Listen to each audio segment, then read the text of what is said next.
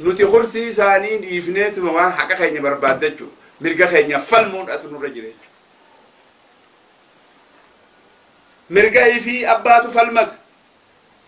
Ilmaan Oromoo mirga keenya haanee haa falmannu.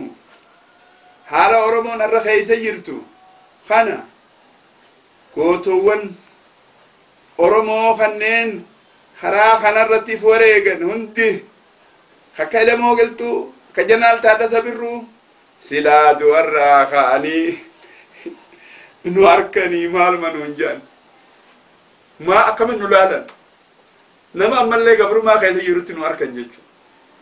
Gabrummaa nuti hin beeyne namni Oromoo warraantan ka beekuus ni sirba kan beeynes ni sirba jechuudha. Bilisummaa jee sirba jechuudha. Dimokiraatiin ballatte jira. Dimokiraatiin yoo ilmi Oromoo tokko yuunivarsiitii keessaa dubbiin galuuf diddee quba baase siyaasaan akka malee deemtu tuni jee yoo gaafate guutuu hidha dabarsan jechuudha. Mee laala.